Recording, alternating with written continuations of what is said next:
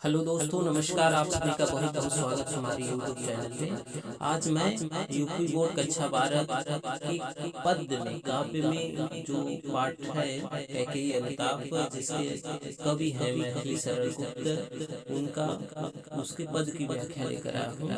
यह मैं कैकेयी अनुताप का व्याख्या भाग 2 है। इसके पहले एक वीडियो अपलोड हो चुका है। जिन लोगों ने नहीं देखा है वो पार्ट 1 को भी देख ले। तो चलिए शुरू करते हैं। मैथिली शरण गुप्त देखिए द्विवेदी युति महत्वपूर्ण कवि है, और इनकी जो रचना है साकेत, वहीं से यह कैकेयी का अनुताप लिया गया है। मैथिली शरण गुप्त के बारे में अन्य रचना जो है वह है साकेत, यशोधरा। ठीक है, चलिए व्याख्या शुरू करते हैं। यह सच है तो अब लौट चलो तुम घर को, चौके सब सुनकर अटल के ईश्वर को। सबने रानी की ओर अचानक देखा, वैधव्य तुषार वृत्ता यथा विधुलेखा। बैठी थी अचल तथापि असंख्य तरंगा, वह सिंही अब थी हाहा गोमुखी गंगा। हाँ जनकर भी मैंने न भरत को जाना, सब सुन ले तुमने स्वयं अभी यह माना। यह सच है तो फिर लौट चलो घर भैया, अपराधिन मैं हूँ तात तुम्हारी मैया। जब राम जी भरत को कहते हैं कि तुम्हारे आशय की था किसको मिलेगी, जनकर ही जननी न जान पाई जिसको। अर्थात जो माता जन्म दी है तुम्हें, वहीं तुम्हारे आशय की था नहीं समझ पाई है। तो इतनी बात जब कैकेयी सुनती हैं तो वह सभा में उठती हैं और बोलती हैं, यह सच है तो अब लौट चलो तुम घर को। अगर यह बात सच है तो तुम अब घर को लौट चलो, चौके सब सुनकर अटल के ईश्वर को। इस तरह की अटल स्वर को सुन करके, कैकेयी के स्वर को सुन करके सभी लोग चौंक जाते हैं। सबने रानी की ओर अचानक देखा, और उस सभा में उपस्थित जितने भी लोग थे अचानक रानी की ओर देखने लगते हैं। वैधव्य तुषार वृत्ता यथा विधुलेखा, जैसे विधवा रूप में तुषार वृत्ता मतलब ओश की बूंद, चंद्रमा जैसे उनका जो विधवा रूप है वह उसी प्रकार प्रतीत हो रहा है, जैसे कोहरे से ढका हुआ जो चंद्रमा दिखाई देता है। उसी तरह श्वेत वस्त्र में कैकेयी का जो चेहरा है उसी प्रकार दिखाई दे रहा है। बैठी थी अचल तथापि असंख्य तरंगा, वह शांत होकर बैठी थी लेकिन उनके हृदय में असंख्य तरंगे उठ रही थी। वह सिंही अब थी हा गोमुखी गंगा, एक समय जो सिंह के समान, वह सिंही अब थी हा गोमुखी गंगा, यानी कभी सिंघनी की समान प्रतीत होने वाली रानी आज दीन भाव के समान बैठी हुई थी, और वह गोमुखी यानी गंगा के समान सदृश शीतल और शांत थी। हाँ जनकर भी मैंने भरत को न जाना। कैकेयी आगे कहती कि यह बात सच है राम कि मैंने भरत को पैदा करके ही भरत को न जान पाया।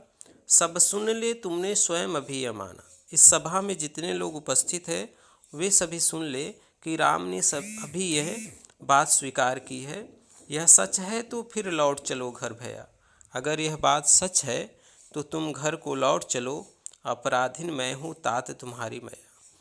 हे राम, मैं जो आपकी मैया हूँ, मैं आपकी अपराधिन हूँ। अगर यह बात सच है तो अब तुम घर को लौट चलो। फिर से एक बार देख लीजिए। कैकेयी सभा में उपस्थित होकर या खड़ी होकर कहती हैं कि यह सच है तो अब लौट चलो तुम घर को। यह बात अगर सच है कि तुमने यह कहा है कि भरत को उसकी माता जन्म देकर ही उसको समझ नहीं पाई, अगर यह बात सच है तो अब घर को लौट चलो। इस तरह जब वह बोलती है तो कैकेयी के अटल स्वर को सुन करके सभा में सभी उपस्थित लोग चौंक पड़ते हैं। सबने रानी की ओर अचानक देखा, उनकी आवाज़ को सुन करके सभी लोग रानी की तरफ अचानक देखने लगते हैं। वैधव्य तुषार वृत्ता यथा विधुलेखा, विधवा रूप में उनकी जो श्वेत वस्त्र पहनी हुई कैकेयी उसी प्रकार लग रही है जैसे कोहरे में ढका हुआ कोई चंद्रमा दिखाई पड़ता है। बैठी थी अचल तथापि असंख्य तरंग। वह शांत होकर बैठी हुई थी, लेकिन फिर भी उनके हृदय में अनेक प्रकार के असंख्य तरंगे उठ रही थी। वह सिंही अब थी हा गोमुखी गंगा। एक समय सिंह के समान रहने वाली वह कैकेयी आज दीनहीन भाव से दिखाई पड़ रही हैं और गंगा के समान पवित्र और शांत दिखाई पड़ रही हैं। हाँ, जानकर भी मैंने भरत को न जाना। अब कैकेयी कहती हैं कि यह बात सच है, मैंने भरत को ही पैदा करके उसके बारे में न जान पाया। सब सुन ले, तुमने स्वयं अभी माना। यह बात सभी सभा में उपस्थित लोग सुन ले कि राम ने स्वयं यह बात को माना है। यह सच है तो फिर घर लौट चलो भैया। अगर यह बात सच है तो तुम घर को लौट चलो, अपराधीन मैं हूँ तात तुम्हारी मैया। हे राम, यह जो तुम्हारी माता है वह तुम्हारी अपराधीन है, इसलिए अब तुम घर को लौट चलो। इस तरह से इसका व्याख्या है। और अगर बात करें कि इसमें मंदकांता छंद है, शैली प्रबंध है और गुण प्रसाद है। अलंकार के बारे में बात करें तो इसमें उत्प्रेक्षा, उपमा, रूपक अलंकार हैं। और भाषा के बाद परिष्कृत खड़ी बोली इनकी भाषा है, मैथिली शरण गुप्त की। तो यह पद संख्या 4 था जिसका व्याख्या था। अब इसके आगे वाला व्याख्या देखेंगे।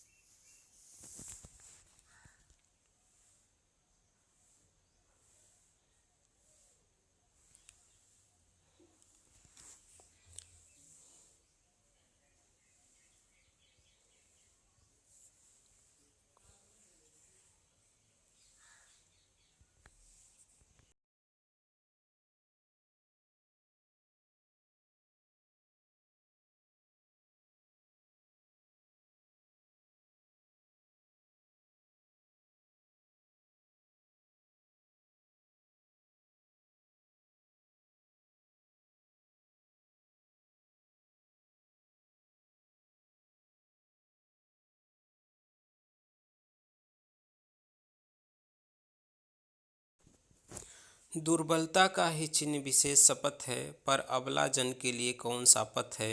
यदि मैं उसकाई गई भरत से होऊं, तो पति समान स्वयं ही पुत्र भी खोऊं। ठहरो मत रोको मुझे कहूँ सो सुन लो, पाओ यदि उसमें सार उसे सब चुन लो। करके पहाड़ सा पाप मौन रह जाऊं, राई भर भी अनुताप न करने पाऊं। थी स नक्षत्र शशि निशा ओस टपकाती, रोती थी नीरव सभा हृदय थपकाती। उल्का सी रानी दिशा दीप्त करती थी, सब में भय विस्मय और खेद भरती थी। अब आगे कैकेयी कह रही हैं कि दुर्बलता का ही चिन्ह विशेष शपथ है, कि जो दुर्बल व्यक्ति होता है उसके लिए कसम खाना ही एक रास्ता होता है, सौगंध खाना ही एक रास्ता होता है, जिससे उसकी दुर्बलता प्रकट होती है। लेकिन अबला जन के लिए, यानी हम स्त्रियों के लिए, हम अबला जन के लिए इसके अलावा कोई रास्ता भी नहीं है। और आगे कहती हैं कि यदि मैं उकसाई गई भरत से हो, मैं अगर मेरे जो कार्य मैंने किया है उसमें भरत का थोड़ा सा भी हाथ हो, तो पति समान स्वयं भी पुत्र खोऊं। तो पति के समान मैं स्वयं पुत्र को भी खो दूं। ठहरो मत रोको मुझे कहूँ सो सुन लो। आगे कह रही हैं कि मुझे मत रोको, मैं जो भी कह रही हूँ सब लोग सुन लो। यदि पाओ उसमें सार तो सब चुन लो। यदि कोई उसमें अच्छी बात आप लोग को लगे तो उसको आप लोग ग्रहण कर ले। करके पहाड़ सा पाप मौन रह जाऊं। कैकेयी कह रही हैं कि मैंने जो पहाड़ के समान बहुत बड़ा पाप किया है, अगर वैसा करने के बाद भी मैं चुप रहूं और राय भी अनुताप न करने पाऊँ और थोड़ा सा भी मैं पश्चाताप न करने पाऊँ, तो थी सा नक्षत्र शशि निशा ओष टपकाती। वो समय जो रात्रि थी, रात्रि की समय थी और नक्षत्र यानी तारे आकाश में थे और ओष टपकाते हुए जो वातावरण था। रोती थी नीरव सभा हृदय थपकाती। ऐसा लग रहा था कैकेयी की उन बातों को सुन करके जो रात्रि थी वह भी ओष्ठ टपका रही थी और जो सभा थी वह भी रो रही थी। उल्का सी रानी दिशा दीप्त करती थी, सब में भय विस्मय और खेद भरती थी।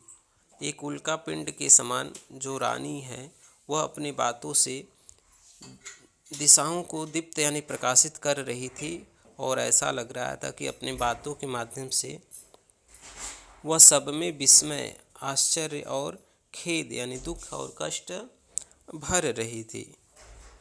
ठीक है, इसी तरह के वीडियो पाने के लिए चैनल को लाइक, सब्सक्राइब और शेयर करते रहिए। धन्यवाद।